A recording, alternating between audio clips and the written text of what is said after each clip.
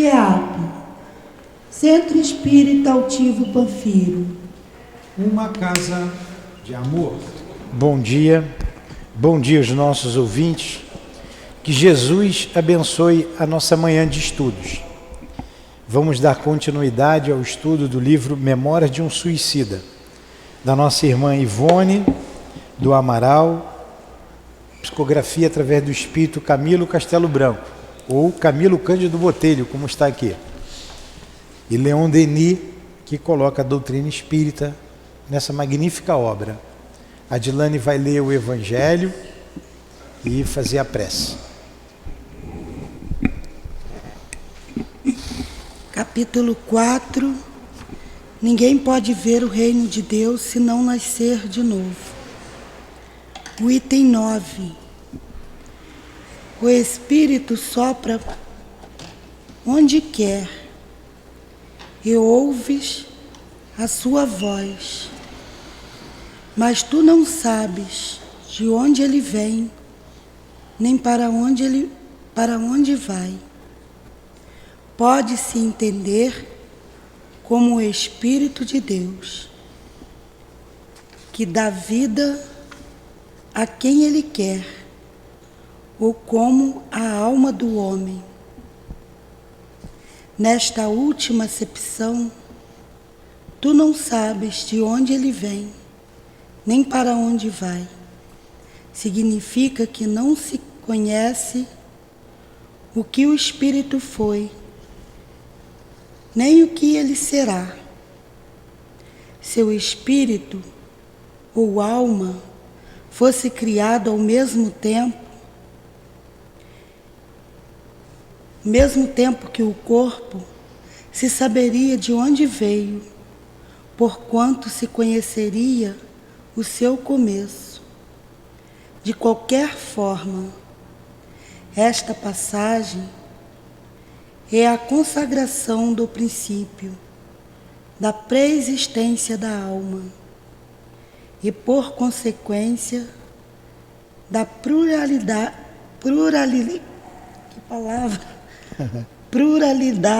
das existências. Tá bom, acabou. Faz a prece. O senhor faz. Querido Jesus, aqui nos reunimos em Teu nome, em nome de Deus, para mais uma manhã de estudos. Rogamos a Tua assistência, o Teu amparo, a Tua permissão para evocarmos em Teu nome a nossa irmã Ivone, responsável por esta obra, junto com Camilo e Leon Denis. Que estes espíritos possam nos inspirar, Senhor, bem como o altivo e a direção espiritual da nossa casa de amor. Em nome do amor, do nosso amor, do Teu amor, Jesus, mas acima de tudo, em nome do amor de Deus, nosso Pai, é que damos por iniciados os estudos da manhã de hoje. Que assim seja.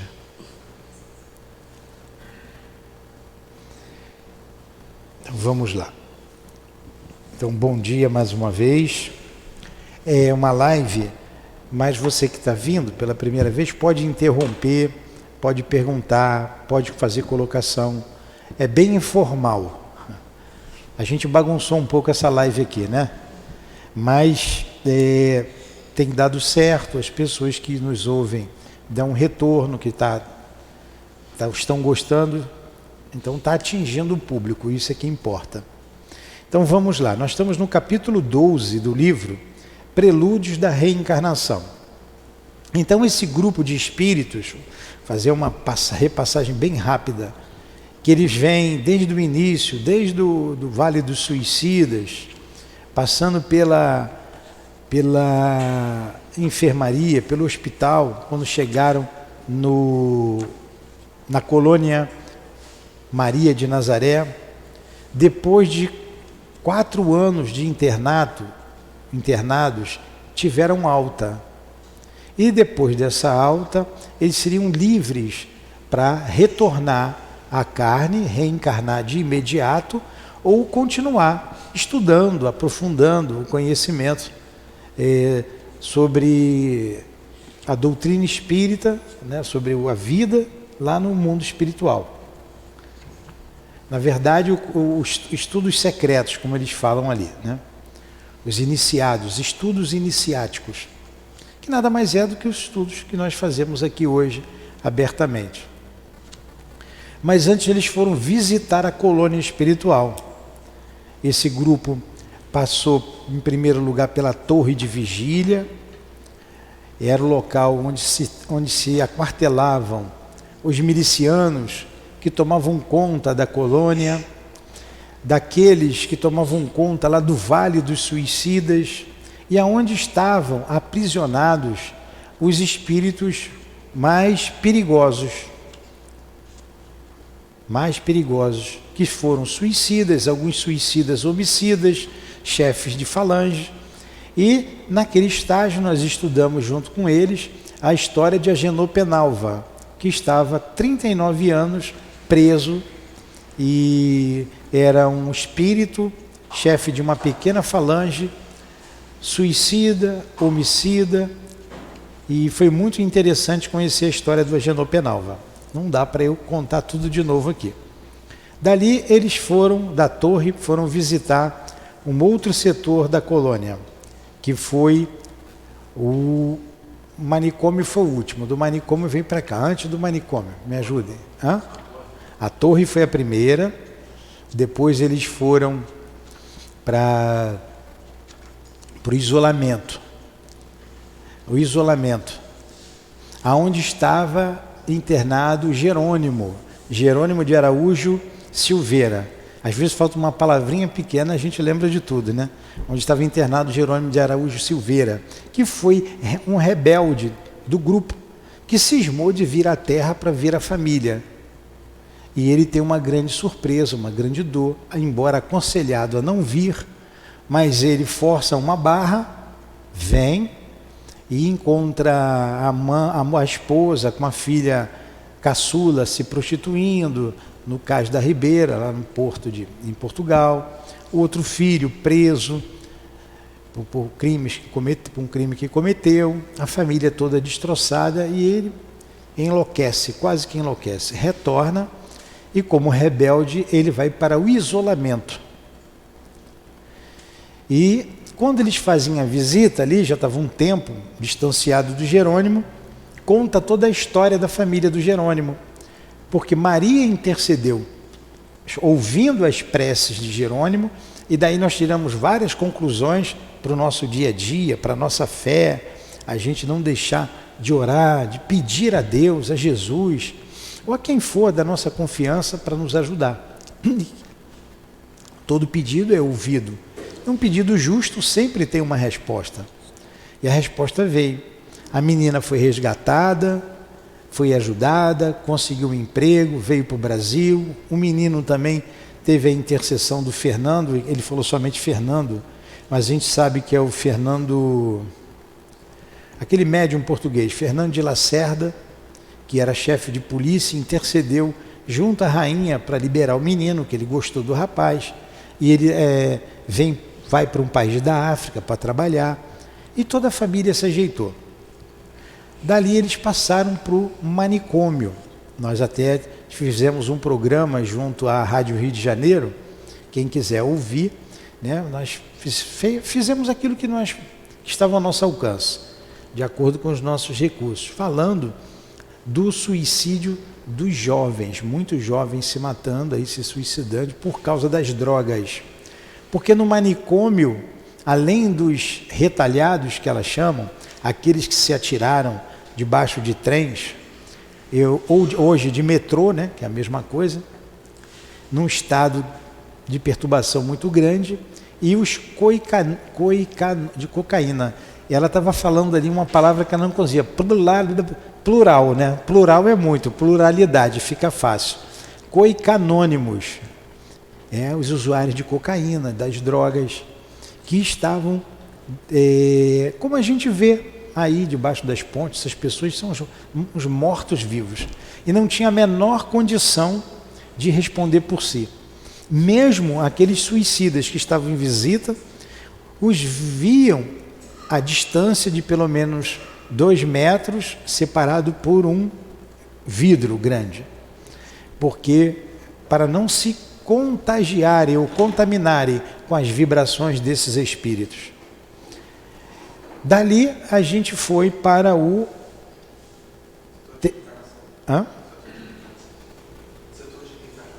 viemos para o setor de reencarnação, que é o que nós vamos estudar aqui. Nesse setor de reencarnação, eles começaram a visita, e ele, como está no início, ele dividiu, o Camilo está contando que ele é dividido em 6,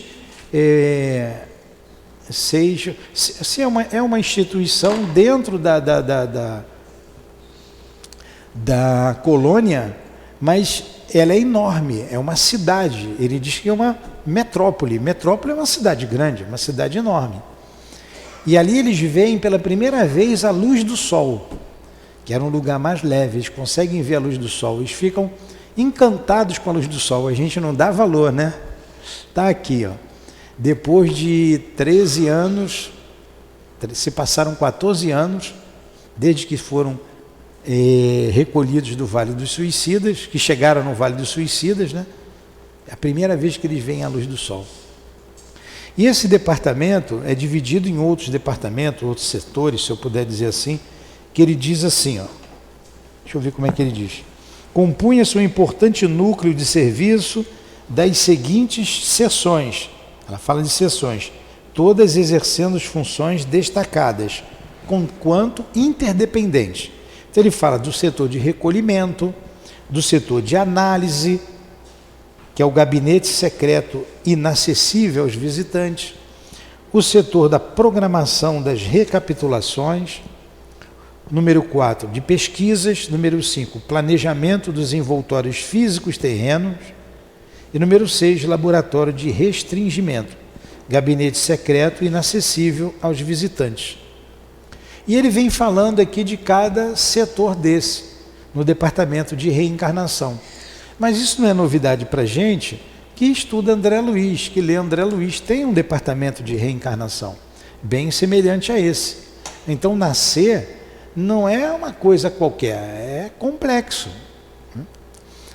Tem aqueles que vão nascer, como esses que estão débeis mentais, não têm condições de formar um corpo físico, porque é o pensamento que faz, o perispírito está todo doente, vão nascer em corpos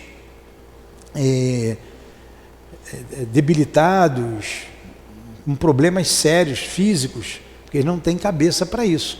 Mesmo assim, tem um grupo de espíritos que vela por essa reencarnação, para a reencarnação desses espíritos. Então dá um trabalho, às vezes a gente fala assim, escuta o jovem falar, não pedi para nascer, pediu, implorou e deu um trabalho danado para os espíritos e hoje dá para os pais, né? Um trabalhão. Então essas reencarnações programadas. Tem aquelas que realmente nasce porque tem que nascer, mas eu não vou entrar nesses detalhes agora. Quem quiser entender melhor, eu aconselho ler aquele livro do André Luiz, Entre a Terra e o Céu. Que história interessantíssima daquele grupo de espíritos ali. Então tem a reencarnação do Julinho ali, que o Julinho foi suicida, porque se eu estou puxando aqui, ele tinha sido suicida, mas ele não tinha méritos. Ele não chegou a ir para o Hospital Maria de Nazaré. Se foi, não falou aqui. Não falou lá na história. Mas ele vai nascer atendendo às leis biológicas. Então, uma reencarnação muito peculiar, muito interessante. Diferentemente da reencarnação de Segismundo, que está ali no Missionários da Luz, que muitos palestrantes citam aqui. Mas que a gente tem que ler com calma, com detalhes. Nós estamos estudando aqui as obras de André Luiz e vimos com bastante calma a reencarnação de Segismundo. Não é todo mundo que reencarna como reencarnou Segismundo, como não é diferentemente do Julinho, lá entre a Terra e o Céu. E estamos vendo essa reencarnação aqui dos suicidas. Diferentes maneiras, mas o princípio é o mesmo. Planejamento, acolhimento, todo um trabalho para que a gente possa vir com todas as possibilidades para vencer, para caminhar, para progredir como espírito. A lei de progresso é a lei, uma das leis da natureza, a lei de Deus. Ele então vem comentando o que seja o lugar do recolhimento, da análise, a programação das recapitulações. Acho que é aqui que a gente vai começar. E são entregues a uma enfermeira chamada Rosália. Lembra que a gente falou semana passada? Para levá-los a esses vários departamentos, para conhecer lá esse setor de reencarnação. Aí nós paramos aqui, ó, na página 291, pelo exposto tereis, acharam aí? Pelo exposto 291. Encontraram?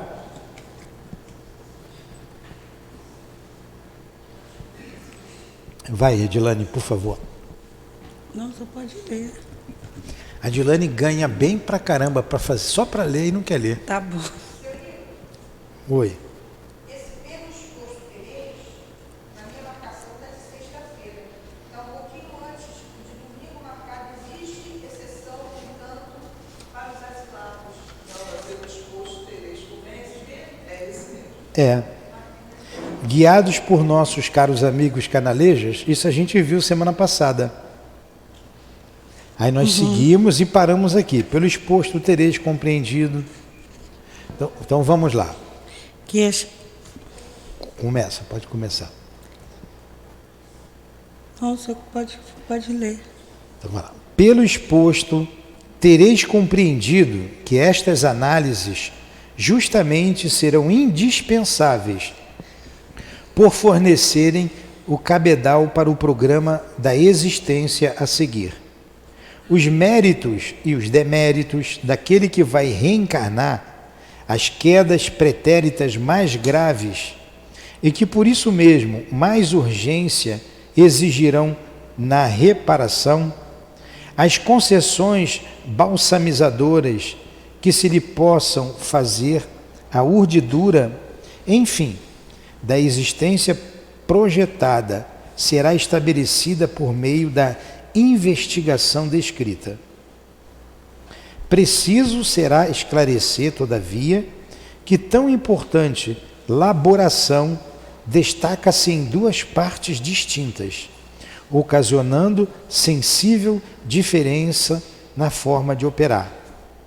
Será dificultosa, exigindo até várias experiências torturantes, mesmo até para o próprio operador, quando o condenado a galé da carne provém da zona inferior da colônia, isto é, dos departamentos hospitalares, assim como das prisões da torre, ao passo que será simples revisão para efeito de técnica, constatação indispensável aos relatórios quando o pretendente haja sido interno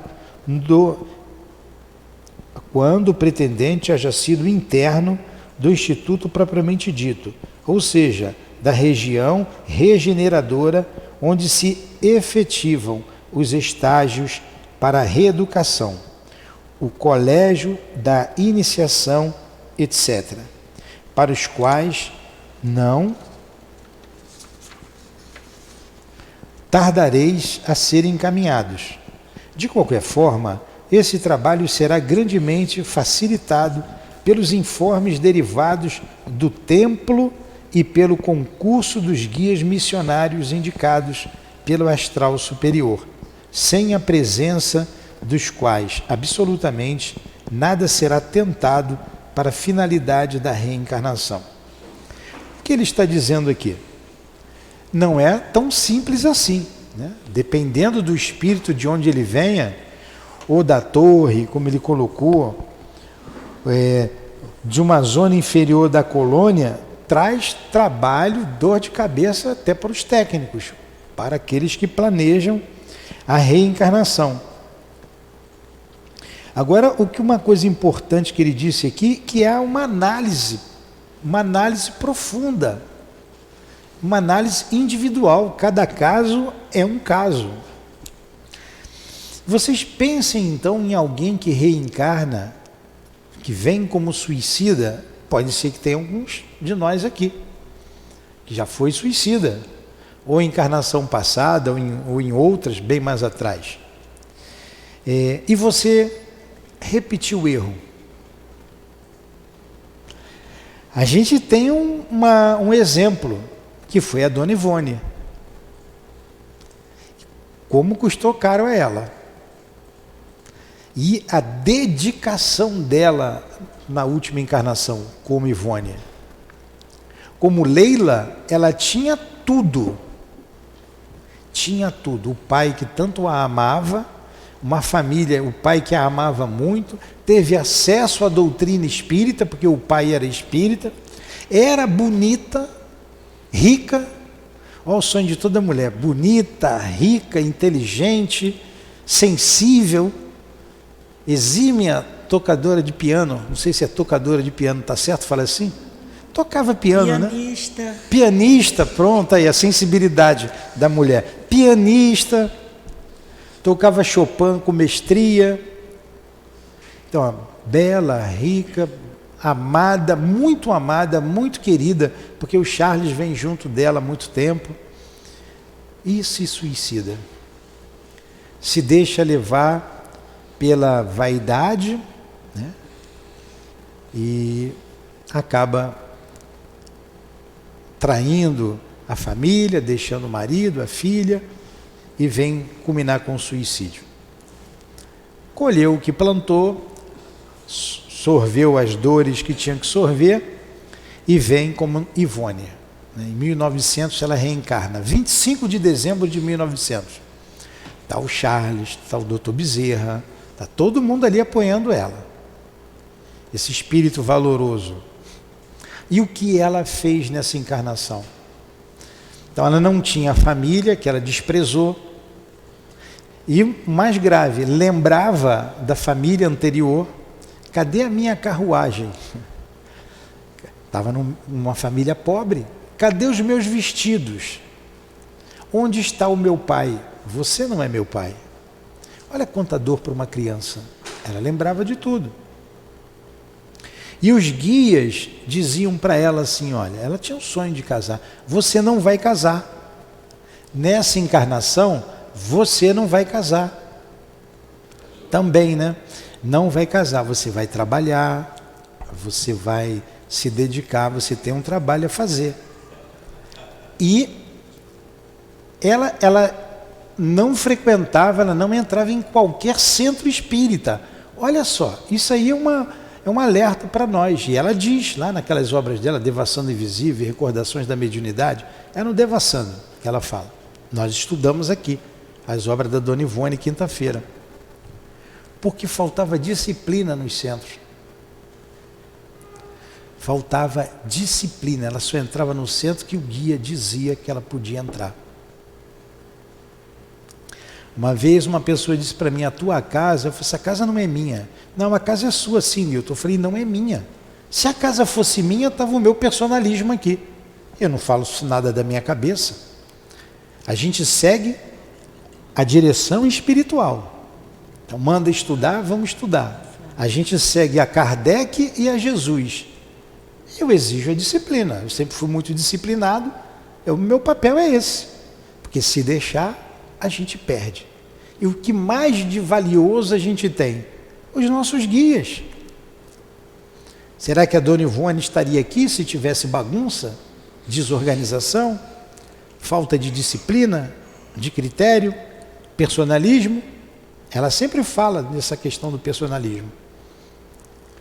Então, a gente precisa desses espíritos junto a nós, do altivo junto a nós. Quem trabalhou com altivo, ele era rígido, muito mais educado do que eu, mas era rígido.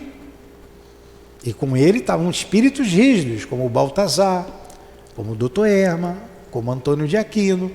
E se a gente quer esses espíritos ao nosso lado aqui, tem que fazer por onde tê-los ao nosso lado. Só depende de nós, não depende deles, só de nós. Eles querem trabalhar, eles querem servir e precisam de instrumento para poder levar a instrução à terra.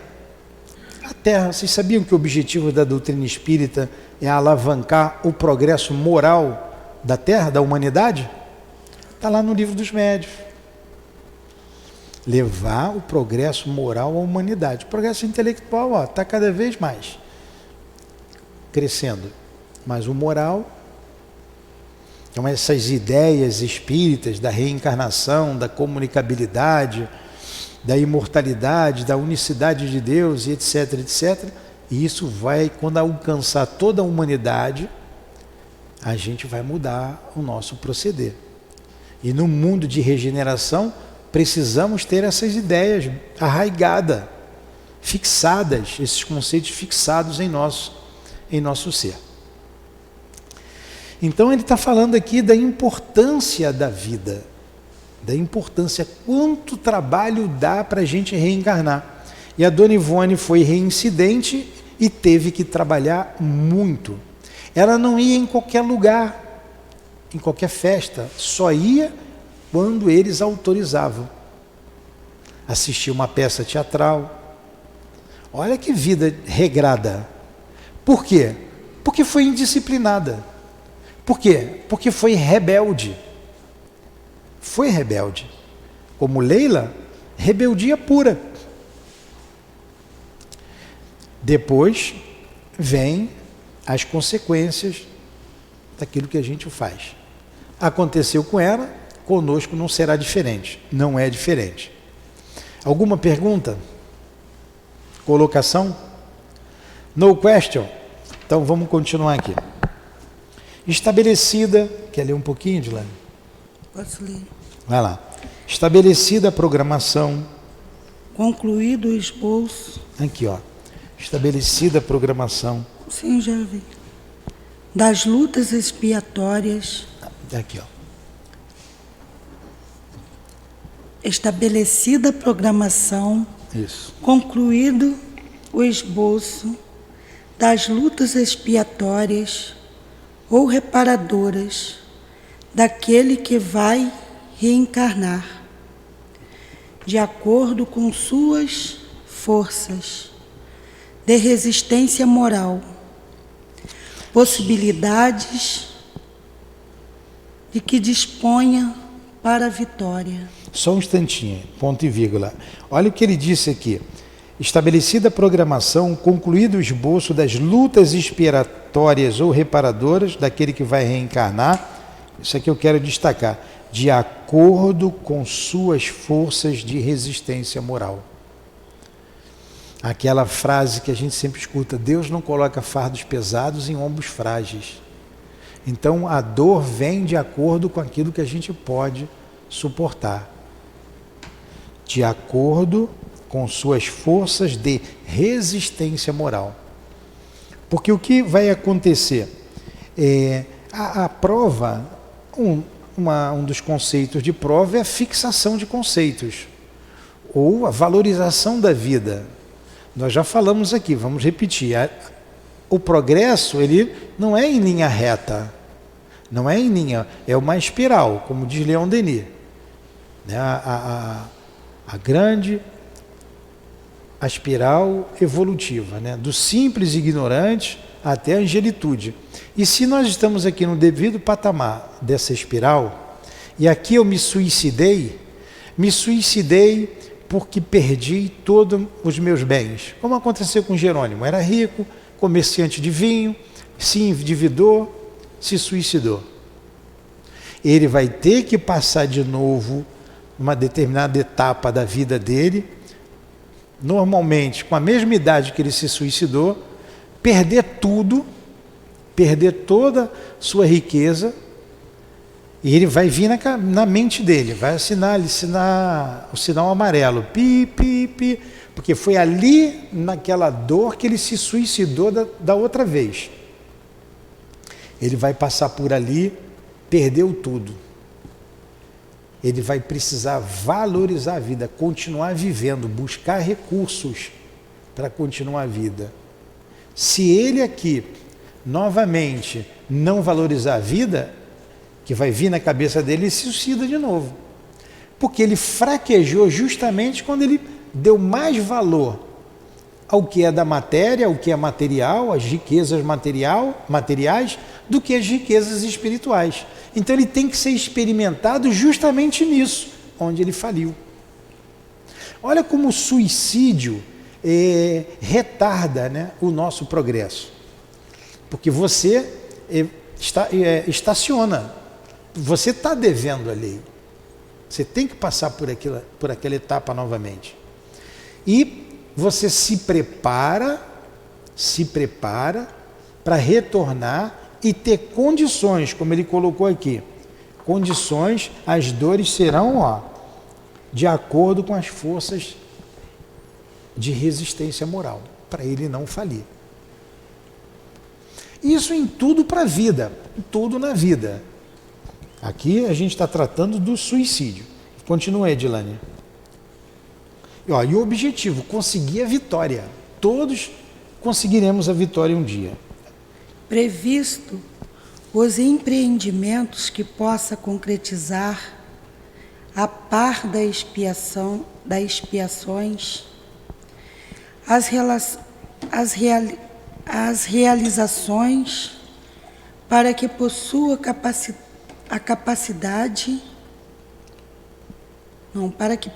capacidade, as facilidades que deva encontrar pelo caminho. Justo efeito dos méritos anteriormente conquistados, ou as dificuldades que, em seu próprio benefício, venha deparar durante o desenrolar da existência. Justa consequência de deméritos que arraste do mal passado, firmado enfim o panorama da vida que o espera dentro da reencarnação terrena, que tanto lhe convém e a qual geralmente tão desejada é pelo próprio pecador batido pelo arrependimento. Será o belíssimo trabalho, verdadeira epopeia sabiamente traçada, encaminhando a direção geral da colônia, que o examinará. Olha, tudo planejado para a vitória. As facilidades, as dificuldades do caminhar. Então, o que eu entendi aqui? O espírito pede para passar por algumas coisas. Aí ele vai ter facilidade naquelas coisas ali. Mesmo sendo dor para ele, é isso? Facilidades ou dificuldades. Ou dificuldades.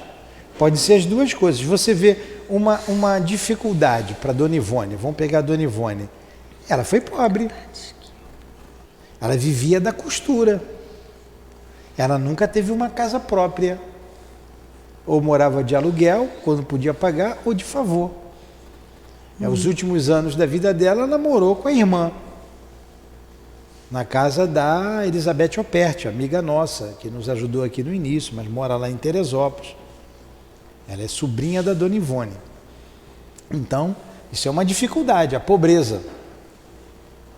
Uma outra coisa, ela queria casar e ter família. Não casou. E por aí vai. Agora, teve facilidade. A mediunidade, não estou dizendo que seja uma facilidade, mas norteou o caminho dela. Vou te dar a palavra já, Guilherme. Pode fazer. Pode fazer. Aqui fica bem claro que na condição de espírita, né, tanto a facilidade quanto a dificuldade, ela não pode nos definir, né, porque o sintoma, ele é uma necessidade. Tanto né? Exatamente. Nós não podemos nunca nos definir pelo sintoma, porque o sintoma é que tem uma tendência ao suicídio, se ele for muito ruim. E aí, se você se define, você acredita que é aquilo e não consegue passar pela prova. A doutrina espírita, você tem muito recurso para isso. Eu já disse para a maioria de vocês aqui. A minha esposa desencarnou nos meus braços, né? Para mim foi uma dor muito grande. 40 anos de convívio, uma dor imensa. Mas aquilo tem 2 fatores ali. Um foi o suicídio dela lá atrás, por isso aquela dor. Por revelação, eu não vi, não me lembro.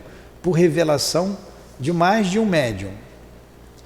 E outra, o suicídio que eu cometi também. Quando lá atrás fiquei sem ela, me suicidei. Uma vez ela se suicidou porque eu morri na frente. A outra vez foi a minha vez. Olha que coisa complicada. Agora, por que eu estou dizendo isso? Em cima do que você acabou de dizer. Quando ela desencarnou, a minha vontade de morrer era imensa. Não a coragem de eu me jogar, não isso, mas é a luz amarela. Então eu estou dizendo por experiência. Falei, o que eu vou fazer? Como que eu vou viver sem ela? Olha como é que a gente vive. Meu Deus, não tinha forças, não tinha vontade de viver, não tinha coragem de me matar, mas estava ali. Então foi um período difícil, foi um período dificílimo para mim, em que eu encontrei ajuda, tanto de encarnados, quanto de desencarnados, porque eles vieram me ajudar. Agora vocês vejam, passou. Tenho saudade? A mesma saudade, ela só aumenta. Quanto mais tempo, mais saudade. O amor é o mesmo. E se eu tivesse me matado ali de novo, veio o teste. E o SEAP? E olha as consequências. Porque essa obra, como nós dissemos, essa obra não é minha, é só apenas um instrumento. Digo aqui abertamente, não tenho apego nenhum. Tenho amor ao trabalho que faço. Amor eu tenho, apego não. Então estou me preparando, já estou com 64, não vou até 204, né? Falta bem menos. Então já sei que vou ter que ir. Pelo menos que eu puder ficar do lado dela, com ela, está tudo bem lá no plano espiritual. Nem que seja nós dois aqui de porteiro no SEAP. Então, outros vão tocar isso. Outros vão tocar. Mas olha a obra que teria que surgir. Iria atrasar tudo isso. Iria atrasar o meu progresso, que a gente está progredindo, está caminhando, o progresso dela, de vários familiares que vieram para cá, de todos vocês que estão vindo aqui, estudando, fazendo palestra, tomando passe, dando passe, aprendendo. Olha a consequência de um ato impensado. Outro iria fazer, se tivesse que ter a obra aqui, outro iria fazer, mas ia embolar um pouquinho, ia atrasar um pouquinho, ia complicar um pouco. Então a gente tem que ter muito cuidado, né? O Guilherme já se expôs aqui algumas vezes, passou por todas essas situações, é uma dor muito grande, o suicídio é um pensamento muito doloroso e que a gente tem que valorizar a vida, lutar pela vida, fazer com que o instinto de conservação se sobressaia. Então a gente tem que, senão você cai novamente. Nós temos visto aqui nos trabalhos vários casos de reincidência. Nós temos atendido aqui vários espíritos que reincidentemente se suicidaram. Para nossa, serve de estudo, não tem como, para nossa grande dor aqui, uma irmã nossa que trabalhava aqui na evangelização, estudava conosco, memória de um suicídio, estudava, dava paz, se suicida. No momento de dor, que eu não sei a particularidade, que ela nunca falou, e a gente não percebia nada. Foi atendida aqui e foi reincidente. Como não está esse espírito hoje? Então, a vida, ela tem que ser dada a devida atenção. Não é somente as questões materiais, principalmente nas questões espirituais. E o mundo ainda não alcançou o reino de amor que Jesus falou, porque o homem valoriza muito mais o que é da matéria, o que é do corpo, do que é do espírito. E agora estamos num momento de transição, no momento de ou vai ou racha. Grandes dores estão chegando, aportarão junto a nós. E a gente precisa estar firme, precisamos estar firmes em oração, unidos, para que ninguém caia. Perguntas? Então vamos lá, vamos continuar mais um pouco. Existem casos, aqui né? Uhum. Existem casos, vai Dilane, em que serão necessárias emendas. Estas, tanto por a solução, poderão referir-se à diminuição das provas, retardando para o futuro remoto a solução de alguns problemas, da concessão de um acréscimo de misericórdia, portanto, como do aumento do volume das reparações para um período mais curto, tais sejam as possibilidades gerais do tutelado. Quer dizer, pode ser que ele tenha provas para passar, mas a misericórdia de Deus diz assim, não vai ser agora não. Você não vai ter condições de resolver todo esse problema. Dá um pouquinho agora, um pouquinho depois. É como a gente pega ali, compra uma televisão e paga em 30 vezes. Estou pagando 2 em 30 vezes, viu, aqui para o SEAP. Você não pode comprar à vista, paga em 30 vezes. Aí dá uma prestação suave. A misericórdia de Deus faz isso conosco. Sabe que a gente não vai aguentar. Então Ele dá em suaves prestações. A gente conta muito, e acho que na maior parte, com a misericórdia do que com o mérito. O mérito é o esforço que você faz. Está no esforço que você faz. E a misericórdia não, é por amor. Então Deus age por misericórdia em nossas vidas muito mais do que a gente pensa. Continua. Alguma coisa? Não? Continua, Dilane. O próprio templo, porém, só expedirá ordens deste último teor, quando de mais alto receba autorização. Como, no entanto, guias missionários do penitente, assim os técnicos do Departamento da Reencarnação são espíritos de elevada linguagem nas regiões virtuosas do além, portadores de grande saber e gloriosa inspiração a serviço da causa da redenção humana. Geralmente, os programas estabelecidos por eles conquistam o beneplácito do governo geral da legião a que pertencemos, o qual, por intermédio do templo, autoriza a preparação do aparelho físico terreno para o aprendizado da crosta do planeta. Olha quem são esses espíritos, esses técnicos que preparam a reencarnação desses que se suicidaram, né, que foram rebeldes à lei de Deus. Espíritos de elevada linhagem nas regiões virtuosas do além, portadores de grande saber e glória, portadores de grande saber e gloriosa inspiração a serviço da causa de redenção.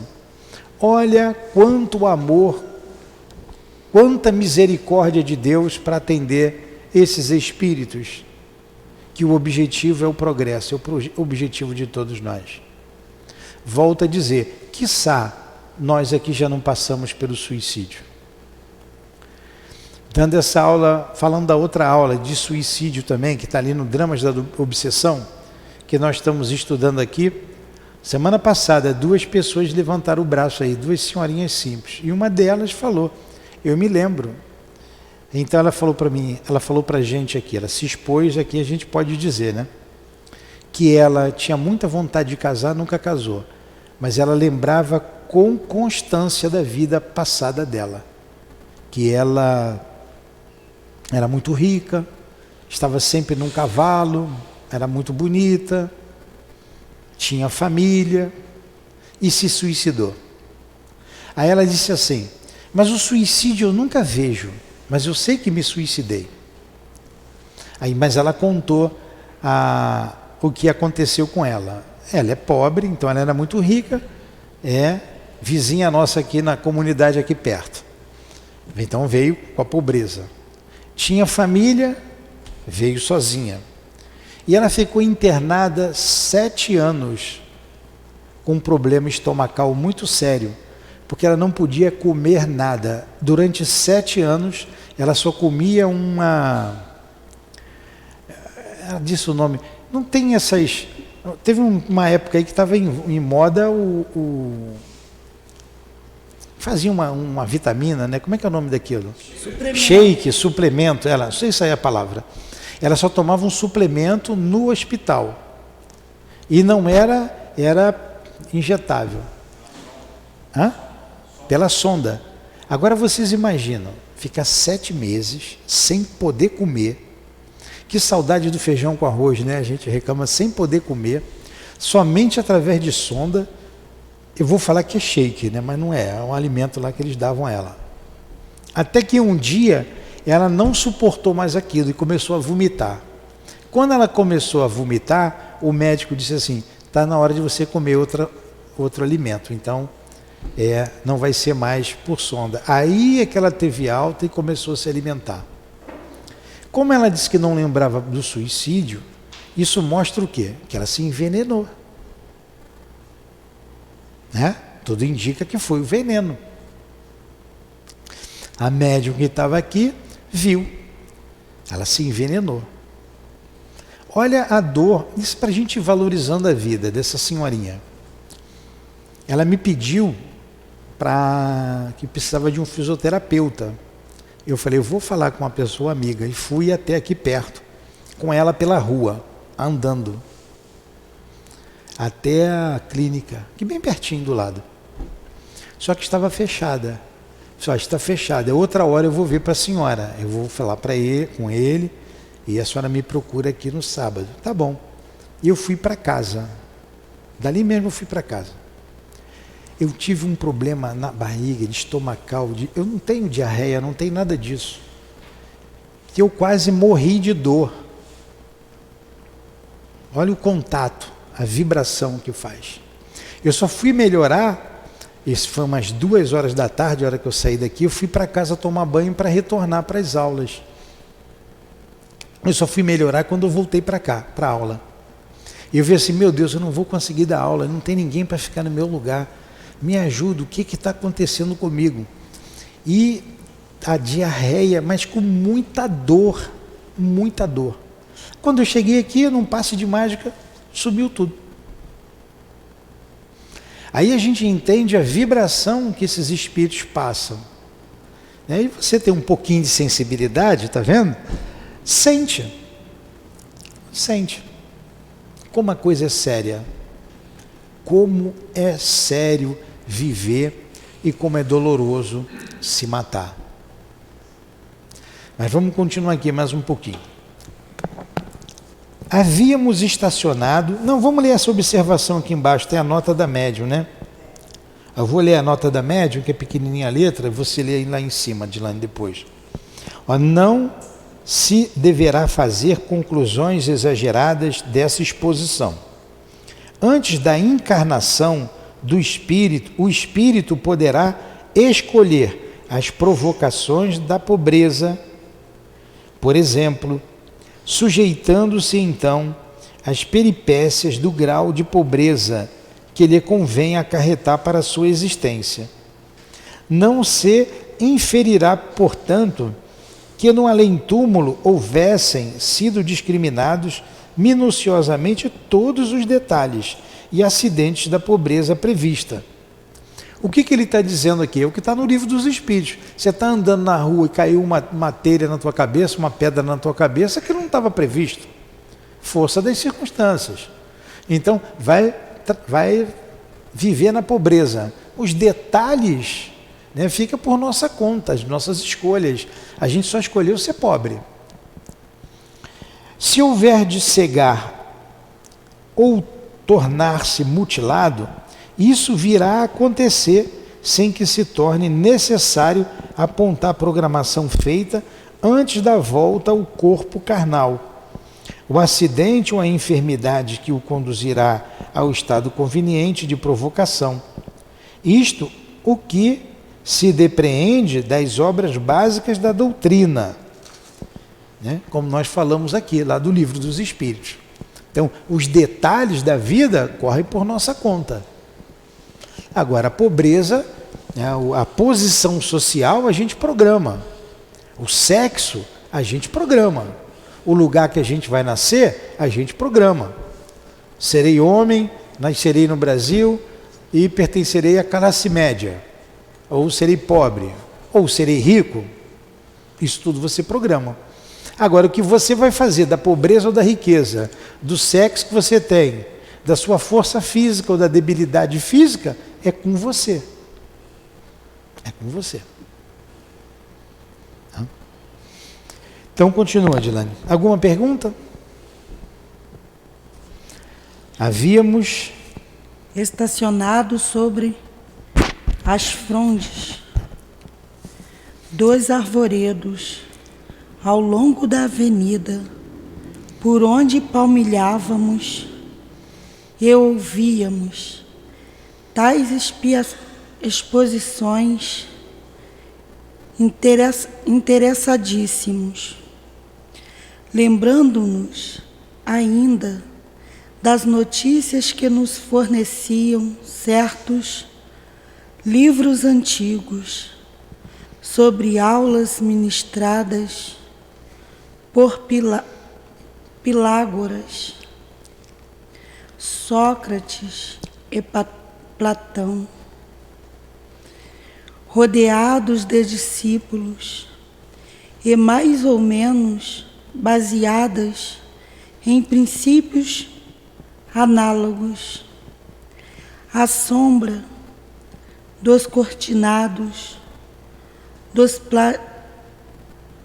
plátanos, nos parques de Atenas. Olha que beleza, para eles tudo isso é novidade.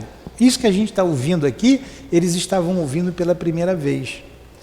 Pitágoras, ele fala abertamente da reencarnação, mais do que Sócrates e mais do que Platão. Ele fala abertamente da reencarnação, da vida futura em sua filosofia. Eu estava conversando com meu filho, ele, papai, eu estou com tempo agora, estou lendo sobre Pitágoras. Pitágoras falava abertamente da reencarnação. Estou repetindo as palavras do meu filho, sabe?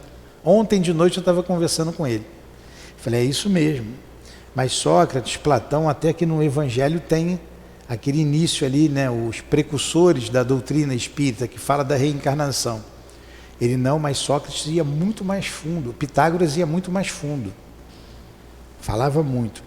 E eles lá no plano espiritual, debaixo do arvoredo, lá tem árvore, tem casa, tem lagos, ela falou na aula passada, nós estudamos. Então, aqui é a vida aqui é a cópia do que tem lá. A vida verdadeira é a vida espiritual. Essa é a vida verdadeira. Aqui é a vida virtual. E a gente pensa que essa é a principal. Não. A vida espiritual sempre existiu, sem que fosse necessária ter a material, como está no Livro dos Espíritos. A gente valoriza para ter que voltar para lá e estar bem. Num dia desse aí, numa comunicação espontânea de instrução nossa ali, dos trabalhos da casa, aí o Espírito falou algumas coisas. Aí sempre que eu pergunto, e ela está bem? Eu sei que minha esposa está bem, está trabalhando, mas a gente não custa nada perguntar. Aí dentre as coisas que ele falou assim, e quando Deus permitir, vocês colherão as rosas juntos. Né? E eu fiquei muito feliz por isso, de ouvir isso. Então, em breve, porque falta tão pouco tempo, né, não vou viver até 200 anos. Nós vamos colher rosas juntos. Hoje as rosas ficaram muito murchas, ontem a gente jogou fora. Mas sempre não faltam as rosas aqui, para embelezar, para dar um toque de sensibilidade, né? Não faltam as flores. Agora você sabe que só quem coloca a flor aqui sou eu. Eles não trazem nem rosa, ninguém traz uma rosa para cá. Pois é, aí ó. Aí, porque eu sei, você sempre gostou das rosas, e no futuro a gente colhe. Então lá tem as flores, Não tem os se lagos. engana pelas rosas. Hã? Não se enganem pelas rosas. Aí, e então lá é a vida real. Lá a gente volta para acelerar o nosso progresso e reparar, porque a gente sempre faz umas bobagens quando está aqui no corpo físico, né? Gente, deu a nossa hora ali, ó. Né? Para não cansar muito, a gente tem 1 hora de estudos. Quer ler mais esse parágrafo, isso aí? Só mais esse parágrafo. Depreende-se, é aqui que a gente está, não. Havíamos estacionado sob as frondes dos arvoredos. Pensativo, interveio Belarmino, que sorvia as palavras de Rosália, com manifesto fervor. Depreender-se-á de vossas asserções, minha senhora, minha irmã, que os clamas da vida humana, as desgraças, as tragédias que diariamente sacodem o globo, fazendo a humanidade como joguete. Continua. De forças cegas e superiores, são dirigidas por uma fatalidade irreprimível.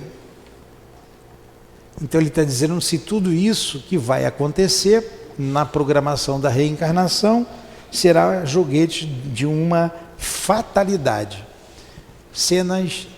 Próximas cenas só no, como é que é? Essas cenas só no próximo capítulo, né? Ou cenas do próximo capítulo. Porque o que ela vai falar aqui não vai dar para a gente interromper no meio. Aí semana que vem a gente continua daqui, ó. Pensativo interveio Belarmindo, que sorvia as palavras de Rosália com manifesto fervor. Rosália é a enfermeira Cicerone deles ali no departamento de reencarnação. Tá bom? Vocês gostaram do estudo? A gente vai lendo devagarinho, sem pressa. E alguma pergunta? Não? Vamos fazer a prece então? Faz, Edilane. Agradecemos a Deus, agradecemos a Jesus, esse amanhecer de estudos, agradecemos os guias espirituais dessa casa, o Sou Altivo, Dona Lurdinha, as irmãs queridas. Agradecemos a vocês o auxílio, a força, um entendimento que nos passa, pois precisamos muito. Pedimos por todos, peço pelos desencarnados, os nossos irmãos suicidas. Peço o remédio salutar, o bálsamo curador. Peço a nossa Mãe Maria que interceda por eles. Peço por nós, peço pelos ouvintes, peço por todos os trabalhadores dessa casa de amor. Peço o amor, a paz, peço compreensão. Peço em nome de Jesus e da espiritualidade que nos envolva, que envolva todo esse trabalho. Mas acima de tudo, em nome de Deus nosso Pai, e damos por encerrado os estudos dessa manhã. Que assim seja.